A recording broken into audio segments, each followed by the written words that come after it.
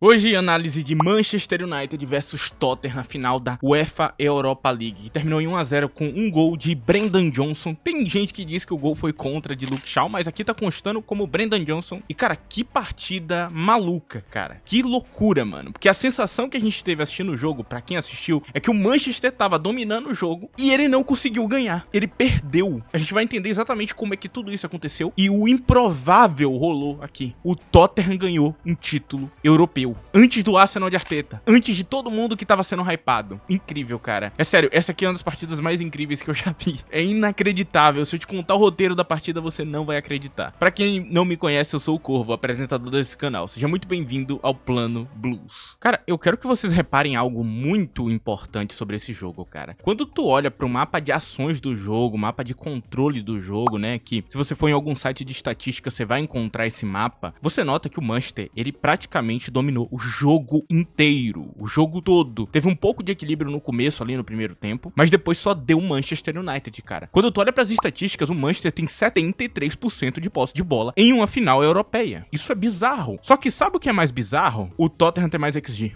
O Tottenham tem 1.1 contra 0.85, o que não adianta de nada os 73% de posse de bola. O Tottenham teve uma grande chance e marcou um gol. O Manchester teve 3 e não marcou. O Manchester finalizou 16 vezes contra 3 do Tottenham e não conseguiu abrir o placar. É claro que aqui nesse início eu tenho que falar do protagonismo dos jogadores do Tottenham, porque foi o que eu vi hoje, principalmente de Guglielmo Vicario, né? Bizarro, cara. Que partida incrível. É um goleiro que eu já elogio aqui no canal há muito tempo, desde que ele chegou no Tottenham, eu falo do quão bom é ele. Além de Van de Ven, que fez algo que vale um gol, né? Ele tirou uma bola na linha, uma bola difícil, uma bola que exige muito do físico da pessoa. Claro que pra pessoa que tá em casa, ela pode olhar e falar, isso aí é simples, mas tenta pular daquele jeito no ar, pra tu ver se tu não te destrói caindo no chão, igual uma batata se regaçando, caindo do 17º andar. Tu vai se destruir no chão, cara. E ele pulou e continuou no jogo, cara. Incrível, incrível. Então, a gente nota este pequeno detalhe, né, do que tem de diferente dos dois lados, cara. Mas não se resume só nisso, né? A gente tem muito mais. E, cara, o primeiro tempo do jogo, claramente, a gente vê um protagonismo do Manchester, um controle muito bom do jogo, um controle das ações, uma coisa de trabalhar a bola muito bem, de não dar muito espaço pro adversário. O Manchester de Ruben Amorim, resumidamente, ele é muito isso, né? Esse time que controla bem o jogo, esse time que domina as ações do jogo, esse time que faz tudo isso e toma um gol e perde. É um resumo bem legal, né, do Manchester dele. Você nota que a fórmula tá perfeita. A fórmula é boa pra caralho. A execução é terrível. E talvez por falta de jogador, talvez porque os jogadores, eles realmente não conseguem jogar sobre essa identidade, cara. Muita gente talvez esteja sofrendo pra viver isso, né? É o que a gente nota, né? E também o treinador não ajuda muito, pela falta de experiência, pelo cenário que ele tá vivendo. Então a gente tem esse primeiro tempo que, mesmo que o Manchester seja extremamente controlador, ele não consegue fazer o gol e ele ainda consegue tomar um gol, o que torna a vida dele extremamente difícil. E o Tottenham não teve tantos protagonistas assim não, viu? O time do Tottenham tinha gente ali jogando mal também. Só que a escolha de Ange Postecoglou fez toda a diferença. E aqui quem acompanha bem o canal vai lembrar do que eu disse no jogo do Chelsea. Vocês lembram? O que eu falei? O meio de campo do Tottenham pra esse jogo foi mal escalado por Postecoglou. Ele fez merda. Muita gente pode olhar pra aquilo que eu falei e achar que eu tô sendo arrogante, né? Muita gente acha isso, né? Você faz uma crítica a um treinador, o cara acha que tu tá sendo arrogante. Mas não, é porque ele tinha como fazer outro jogo e ele preferiu fazer o jogo errado. Ele preferiu bater de igual pra igual com o Chelsea, que tá num momento muito melhor que o Tottenham. E hoje não. Hoje ele falou, quer saber? Eu não tô no momento melhor. Eu sei que os caras são bons. Eu vou precisar melhorar isso aqui. E aí ele foi com 3 volantes no meio de campo pra dar corpo ao meio de campo. Muita gente falou lá no início do jogo, inclusive no meu Twitter, @ddcorvo tá aí na tela se você quiser me seguir lá pra ver eu comentando coisas. Muita gente me falou, né, que eles estão sem 10 no jogo, né? Não vai ter James Maddison, não vai ter Kulusevski, né? Que também é um camisa 10 que eles têm. Ele poderia adaptar outra pessoa como essa figura, com toda certeza. Mas eu não acho que essa foi a ideia dele em jogo. Inclusive, pela organização tática, eu posso te falar isso. Tava muito claro que esse volante hoje ele não joga pra frente, ele joga pra trás. Normalmente fica um volante marcando e 2 sobem pra linha de ataque. Hoje não. Esse volante jogou pra trás. Os 3 jogaram pra trás. Isso aqui não é um 4-2-3-1 como marca ali, né? Diferente do Manchester United, que era um 3-4-2-1, isso aqui é um 4-3-3 clássico, extremamente defensivo, com uma estratégia muito boa, com 2 volantes cobrindo a linha de defesa muito bem, e ainda um volante fechando o bloco de recomposição central, correndo pra trás o tempo inteiro. Então você tinha 3 figuras cobrindo o espaço. Esse tipo de meio de campo é muito comum em Carlo Ancelotti, cara. Carlo Ancelotti usa bastante essa formação, né? Basicamente parecia muito esse 4-3-1-2 de Ancelotti, onde os volantes ficam correndo pra trás. E funcionou muito bem, cara. O jogo inteiro, o Tottenham teve uma recomposição defensiva perfeita, uma recomposição defensiva que não deixou deixava o Manchester criar com facilidade. O Manchester ciscava a bola e não tinha espaço. Obrigava a lateralizar o jogo, buscar seus laterais, buscar também os seus meia atacantes barra pontas, né, que jogavam bastante no extremo do campo, tentando criar aquela dinâmica que era a única fórmula que ele tinha de ter uma vantagem. E aí ficava naquele repertório repetitivo o Manchester, né, onde você manda a bola pro lateral, lateraliza o jogo e você tenta fazer um passe pra dentro da área pra alguém chutar, você tenta fazer um passe de lado, né, muito usando os lados do campo. E aí quando você não consegue essa dinâmica, quando você não consegue fazer este tipo de coisa no lado do campo, você recorre aos cruzamentos. Cruzamentos esses que estavam tendo que lidar com vários jogadores altos, seja pela recomposição dos volantes, seja também porque no segundo tempo ele meteu o Kevin Danso lá no final do jogo, aos 79 minutos, que é ali onde teve os maiores cruzamentos, onde a coisa realmente ficou intensa, mas não adiantou, porque o Tottenham estava muito bem postado para se defender. Uma belíssima estratégia montada. Eu lembro para vocês que Postecoglou não é um treinador que varia a formação, não tem variação, só tinha 4-3-3, 4-2-3-1 e reza, meu amigo, não tem outra coisa para fazer, é o mesmo futebol sempre. E no Tottenham, tomando porrada e apanhando igual um desgraçado, ele aprendeu a mudar a formação. Ele usou uma linha de 5, cara, algo que eu vi nessa temporada, mas eu não tinha visto na carreira dele antes, né? Eu cheguei a acompanhar um pouco do período dele no Celtic, pra quem não entender que eu tô falando dele já há bastante tempo. Eu gostava do que ele fazia lá. Então, eu sabia que ele não tinha esse repertório todo. Se você puxar a carreira dele, ele realmente joga muito caracteristicamente de um jeito, mas ele mudou. Ele mudou pra lidar com a situação que o Tottenham tava vivendo, cara. E funcionou. Hoje funcionou muito bem. Quando ele começou a fazer essas mudanças, não tava funcionando bem. O Tottenham parecia um time nulo. Eu lembro de muita gente reclamando, né? Pô, o Tottenham não sabe fazer nada em campo, não ataca direito mais e também não sabe se defender. Porque mudanças, elas precisam de tempo, né? Um tempo que, às vezes, muitos treinadores não têm. Ainda mais quando tá em time grande. Mas aconteceu, esse tempo foi dado a ele. E uma coisa que eu falei que é muito importante, né? Que eu disse ali no meio da temporada, no meu vídeo do Tottenham, pra quem viu esse vídeo lá, eu falei assim, cara, não é uma boa ideia demitir Ange Postecoglou antes de terminar a Europa League. Por quê? Porque ele ainda podia ganhar. Isso não é uma questão de opinião, é uma questão que realmente, cara, na maior parte do tempo, quando você demite teu treinador, a chance de tu ganhar um título, considerando que o novo vai refazer tudo do zero, é muito baixa. De vez em quando acontece, mas a maior parte do tempo, a reconstrução que acaba destruindo a chance do título acontecer. Mesmo você estando muito mal, você ainda tem mais chance de título mantendo o cara. Já tem muitos casos que isso acontece, cara, onde manter a ideia faz você ganhar. E hoje aconteceu isso, né? Ele consegue vencer exatamente por causa disso. Cara, no segundo tempo, o Tottenham foi só pra se defender, cara. Assim, foi defesa ao time e o Manchester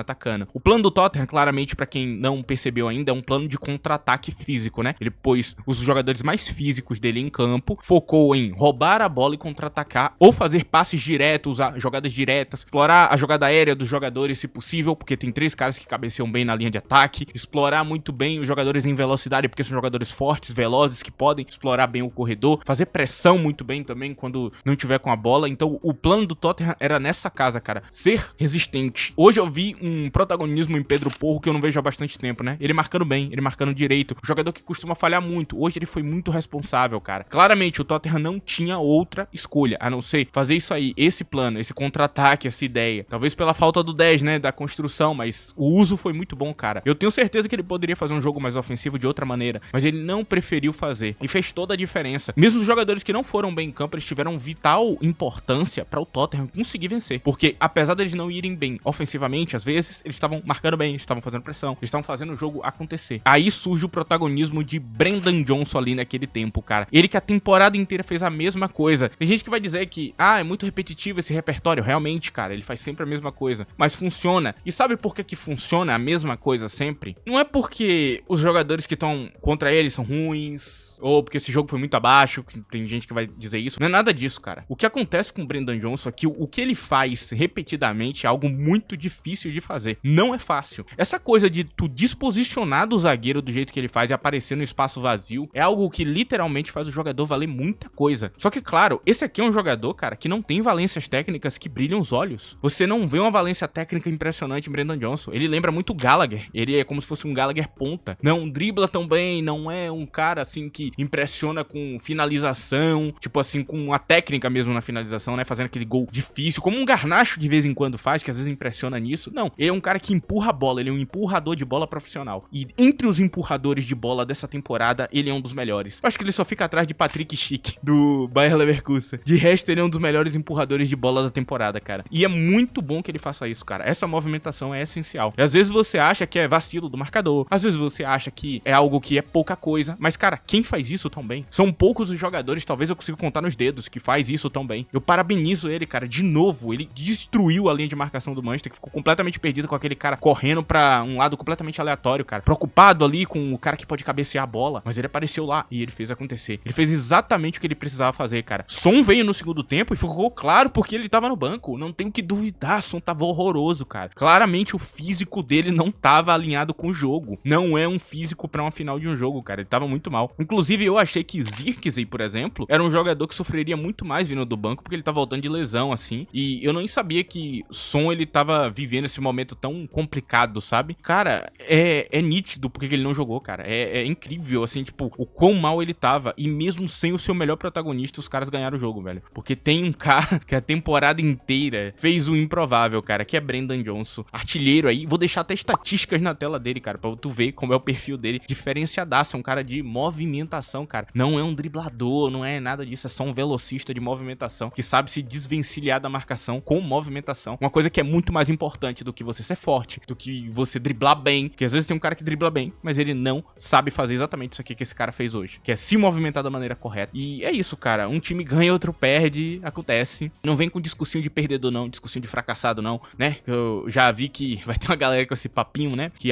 eu prefiro meu Arsenal na Champions League ficando entre os finalistas do que ganhar uma Europa League em 17º colocado. Não vem não, mano. Pode sentir na tua pele, porque você foi eliminado pro Sporting de Rubem Amorim há um tempo atrás na Europa League. Eu lembro a você o que aconteceu. A história tá ali, ok? Não vem com esse papo de maluco não pra cima de mim de novo. Esse papinho de fracassado que eu escutei a temporada inteira, cara, que eu já tô por aqui com essa merda, cara. Eu odeio essa merda, cara. Eu detesto esse tipo de papo. Esse papo de maluco, tá ligado? Que é o cara que ele perde e ele fala que é arbitragem, que é isso, que é aquilo, que é tudo. Todo mundo tá conspirando contra o seu time. A única coisa que não tá conspirando contra o teu time é a falta de qualidade. E claramente, meu amigo, a coisa pesa pra teta. Porque agora o Tottenham foi campeão europeu e o Arsenal nada, cara. Nem a Premier League, nem o título europeu. Nada, meu amigo. Não sobrou nada, meu amigo. Vai vir com um papinho de novo? Pode vir. Pode ser invejoso, isso mesmo. Pode destilar seu ódio aí e falar, nossa, mas esse título não é nada. Eu sou rival do Tottenham, mas não tira o mérito não. O título dos caras foi improvável, cara. Impossível, assim. Os caras fizeram o improvável pra chegar nesse título. Sofreram pra caramba. Tanto o torcedor quanto o time. E ganharam. É isso. Aceita. Eu não vou ficar aqui choramingando dizendo que foi injusto ou que não vale nada, tentando desmerecer o título dos outros. Tá gostando desse vídeo, cara, maluco? Tão louco quanto o jogo? Não esquece de deixar o like, ok? Muito importante o like de vocês. Também, se possível, use a opção de hype aí que tem na aba de comentários. Isso aqui é uma final, cara. Vamos fazer esse vídeo chegar no máximo de pessoas e chegar em torcedor do Arsenal que repete esse tipo de merda. Pra ele ouvir isso aqui ficar putinho, cara. Eu quero ver ele bravinho. Eu quero ver ele bravinho na minha aba de comentários. É isso que eu quero ver. Enfim, cara, vamos continuar isso aqui. Agora a gente vai falar de quem jogou mal e quem jogou bem. Depois eu vou, no final do vídeo, falar um pouco sobre os dois treinadores e os caminhos que ele tem pra seguir em frente, né? Enfim, cara, vamos lá, vamos começar. Vou começar pelo campeão, o Tottenham, cara, de quem jogou bem o jogo. Gostei muito da partida de Bissouma e Bentancur no meio de campo, recomposição defensiva muito interessante. Adorei os dois zagueiros, Romero e Van de Ven fizeram um trabalho fenomenal. Na lateral esquerda, eu cito aqui o Dodge como um dos melhores do jogo. Adorei a marcação dele, foi muito bem em muitos momentos, roubou bola, foi extremamente inconveniente, tirou todo o espaço. De novo o Dodge sendo um jogadoraço aí, mantendo a posição dele que estava sendo desafiada por Spence durante essa temporada, né? Então é muito positivo pro jogador. E o MVP do Tottenham, Guglielmo Vicario, o mais importante. O cara que cresce em jogo grande, o cara que tem qualidade com os pés, o cara que é moderno, o cara que sabe fazer tudo, o cara que tira bolas impossíveis. Se o Manchester não empatou esse jogo, é muito por causa desse cara. O Manchester criou o suficiente pra empatar. Foram ótimas jogadas ofensivas, mas o cara tava em tudo bem posicionado, com um ótimo reflexo. O cara é incrível. Eu sinto inveja do Tottenham nesse momento, cara. Eu queria ter esse cara como meu goleiro, velho. Ele é incrível, ele é bom com os pés, ele é bom com as mãos, ele é bom com tudo. Eu amo esse cara, mano. Desde o dia que ele chegou, eu tô apaixonado pelo futebol dele. Arrisco dizer que ele é melhor que o goleiro do PSG, o outro goleiro italiano lá. Pra mim, eu prefiro esse cara, mano. Que cara incrível, velho. Que crescida que ele teve. E olha que o goleiro do PSG tá bem, hein? Mas, cara, é surreal, mano. Se tem um cara que jogou bem a temporada inteira, quer dizer, as 2 temporadas de Postecoglou até aqui, cara, esse cara, mano. Maluco bom, velho. E aí pega numa final e ele joga ainda melhor do que o que ele jogou antes. Cara, é isso. Isso é jogador que dá orgulho de ver no time, cara. É o que Bruno Fernandes representa pro Manchester United, cara. E ele tá representando pro Tottenham. De quem jogou mal, cara, não gostei do jogo de Richarlison, achei ele estranho. E achei Solanke tenebroso em campo, cara. Assim, tirando a parte defensiva, esse maluco não fez nada, cara. Perdidaço, não conseguia ajeitar a bola. Todo troncho, todo torto em campo, todo desajeitado. Meu Deus do céu, deu pena de ver ele jogando, meu Deus. De novo o Solanke, da base do Chelsea esse aí, cara. Eu pensava que ele ia conseguir fazer mais no Tottenham, mas tá claro aqui que ele não merece ser o 9 do Tottenham, cara. Se tiver oportunidade, contratem um 9. Agora que vocês ganharam a Europa League e estão na Champions, dinheiro vai vir, meu amigo. O patrocínio vai vir. O Tottenham tem dinheiro pra reformular isso aqui, cara. Por favor, tragam um 9, porque tá feio de ver isso aqui. Esse aqui é o Nicolas Jackson 2.0, pelo meu ponto de vista, cara. É um cara que só corre em campo na maior parte do tempo. Vamos pro Manchester United, porque senão eu vou ficar detonando esse cara durante meia hora, velho. Enfim,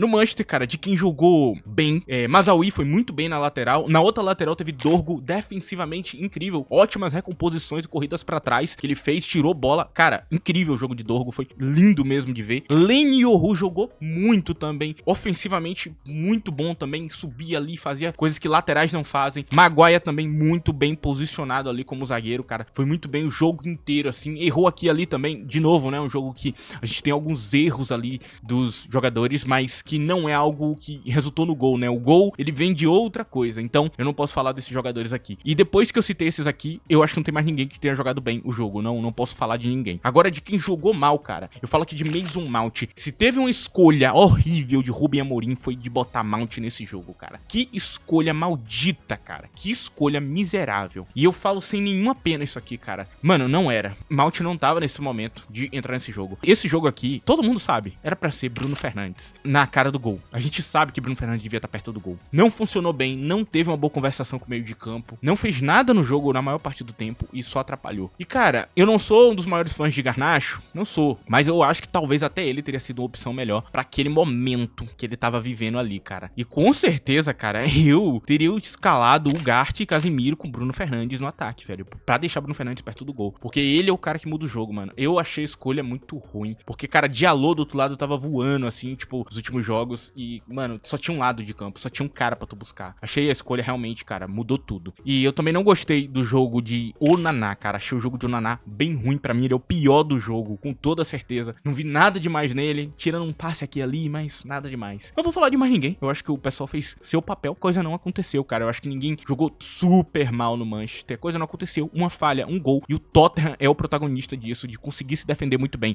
Um time que só sabia atacar. Um time que jogava pra fazer o 4-3 e não pra fazer 1-0 e ganhar de 1-0. Aprendeu a jogar de 1-0 e ganhou. E o que importa é o título no final das contas, meus amigos. Ninguém lembra do segundo colocado. Gostando ou não, essa é a realidade, a dura realidade. Aprendam enquanto é tempo, meus amigos, com esse jogo. Ninguém lembra do segundo lugar. Tentem ficar em primeiro, cara. É importante. Enfim, cara, eu vou aqui nesse final falar um pouco sobre os dois treinadores, cara. O que vai acontecer. Em primeiro lugar, o Tottenham. Ele acabou de ganhar um título. Foi um título que tá engasgado na garganta do torcedor do Tottenham há anos. Isso aqui vai fazer esse cara entrar pra história. Ele já salvou a carreira dele nessa vitória. Esse jogo valeu mais que todas as derrotas da temporada dele, porque ele literalmente acabou de salvar a carreira dele. Porque a moral que ele vai ter agora é que ele ganhou um título europeu com o Tottenham. Um título importante, não é Conference não. É a Europa League, cara. Um título assim que vale quase o nível de uma Premier League ali. A depender da opinião de cada um, né? Eu prefiro a Europa League, com toda sinceridade. Olho pra isso e penso, cara, que coisa incrível, velho. Porque no maior caos do mundo ele conseguiu ganhar. Então, isso por si só já salvou a carreira dele. Só que ele ainda pode continuar no Tottenham. Ainda tem essa opção. Eu não continuaria, porque a coisa tá feia no outro cenário ali. E eu acho que a coisa já desandou pra esse treinador, mesmo com o título. Talvez o título dê uma moral pra ele continuar a carreira, assim, e os jogadores voltarem a acreditar na ideia dele. Só que pra mim, cara, é questão dele sair do Tottenham, reorganizar as coisas, reorganizar a galera que trabalha com ele na comissão técnica e pegar todo o aprendizado que ele teve defensivo nesse time e usar no próximo. Pra no próximo trabalho, pode ser no Porto, na Alemanha, não importa. Qualquer time que ele for, usar o aprendizado dele pra criar algo novo, pra criar algo mais resistente. A lição pra carreira dele, cara. O que ele viveu, o inferno que ele viveu nesses últimos tempos, é a lição pra carreira dele. Porque agora ele vai pegar toda essa experiência e vai botar nos próximos trabalhos e vai ser um técnico muito melhor do que o que ele era anteriormente. E talvez nenhum time que ele passasse, ensinasse tanto a ele do que isso aí. Essa é a parte boa do segundo lugar. Essa é a parte boa de quando você fracassa na vida, cara. De quando você é derrotado. É aprender com fracasso, mano. Isso é muito bom. E eu não tenho dúvidas que como ele aprendeu com fracasso, porque ele fracassou a temporada inteira, cara. Ele perdeu um monte de jogo que ele não deveria perder. Tá lá embaixo do lado da zona de rebaixamento. Com certeza isso não era o planejamento dele. E agora, cara, é pensar no futuro. E eu acho que o futuro não é continuar aqui. É ir pra outro lugar. É bom pras duas partes, no meu ponto de vista. E, cara, Manchester United e Ruben Amorim agora pra decidir, cara. Mano, isso tem que acabar, velho. A coisa, ela chegou num ponto tão feio que não tem como continuar. Eu acho que a vitória era muito importante, assim, pra dar uma moral pra Ruben Amorim. Porque, em teoria, ele é um treinador com status muito positivo, né? Ele é um treinador muito procurado. E, cara, cara, esse trabalho dele no Manchester, com a pontuação de 0.92, com um monte de resultado ruim, jogando um futebol que muitas das vezes parece que vai ganhar e nunca ganha, é algo que não é a identidade do Manchester, é algo que não é algo positivo pra carreira de Ruben Amorim, é algo que tá fazendo mal pros dois. Por favor, se separem. Tem que acabar, cara. Assim, eu acho que isso aqui deu um ponto final pra a carreira de Ruben Amorim no Manchester. Pode ser que o Manchester queira acreditar nele, pode ser que ele seja o treinador que vai dar a volta por cima na pré-temporada, né? Com pré-temporada as coisas mudem, mas eu acho que ele já teve tempo suficiente pra botar o futebol dele em prática e ver que as coisas deram errado. Não que eu odeie ele, ok? Eu deixo isso aqui bem claro. Eu adoro o Ruben Amorim e eu ainda acredito nele, assim como eu continuei acreditando em Postecoglou.